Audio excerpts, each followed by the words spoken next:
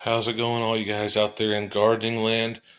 Now, one of the questions that I hear the most, or I see the most as well, is when I'm out buying seedlings, I'm out buying starter transplant plants, what should I look for? What's the best? Well, rather than saying everything you've heard is wrong, which is not the case, it's kind of one of those case by case basis type things.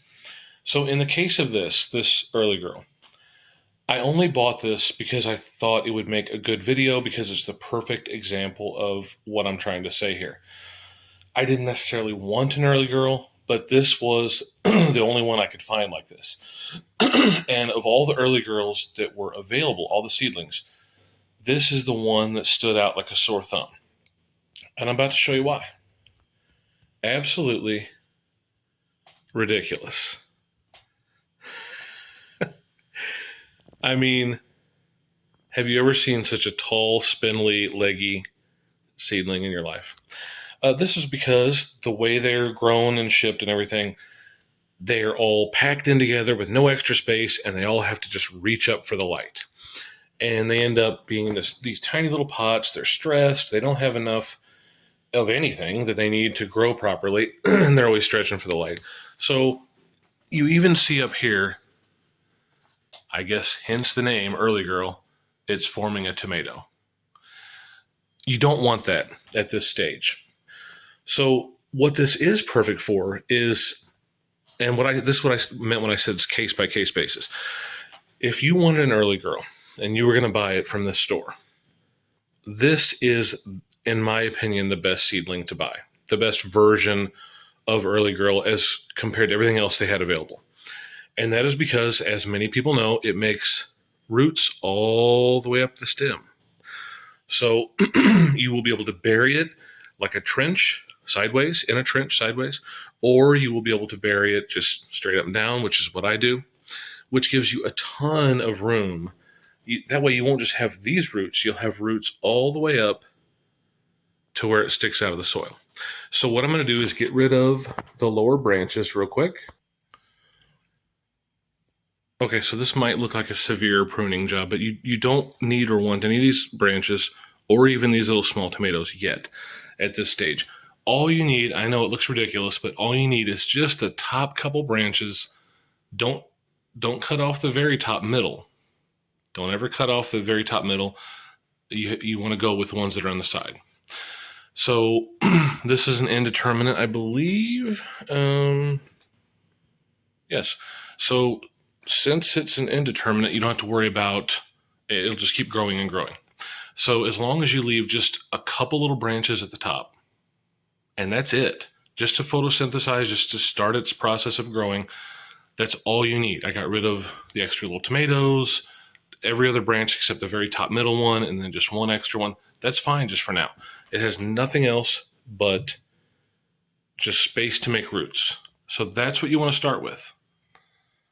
And just for now, don't even know if you can see it.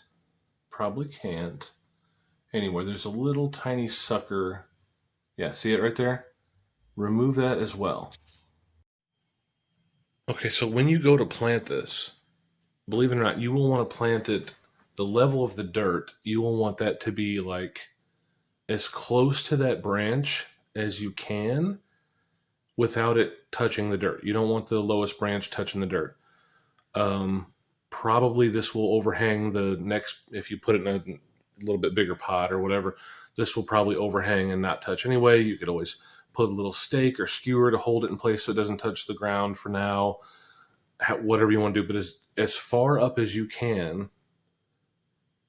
so it, to where this doesn't touch the dirt, plant it up to that level. And that way it will give the maximum amount of root space or space to make new roots. This thing's probably, I don't even know, 18 inches tall or something ridiculous, which is great. But in the meantime, here's another thing. Where you cut off these branches, those are like open wounds. So anything can get in there, any sort of bacteria, whatever. So what I like to do is take a peroxide solution, 1 part 3% peroxide and 2 parts water, so it ends up being 1% peroxide, and just totally soak this root ball, just water it and completely soak it. Do it several times. That will sort of make sure you have no soil-borne diseases down here.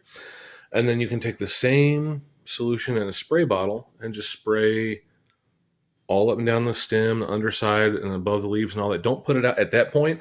Don't put it out in the sun. Just soak this with peroxide, soak the root ball with peroxide, spray everything up here with the peroxide, the one part peroxide to 2 parts water solution, and then put it somewhere dark with a fan on it and let it dry off.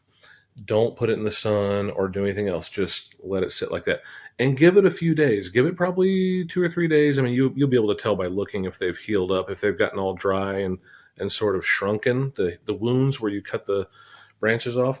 But once you've soaked that and sprayed all that with peroxide and given a few days for the wounds to heal, then you can go ahead and just plant it. And if you see any, the root ball down here, if it looks sort of bound up and going in circles or anything like that, you can just loosen the bottom of the root ball, just maybe like the bottom third of it. Loosen that until it's, kind of hanging straight down instead of winding around.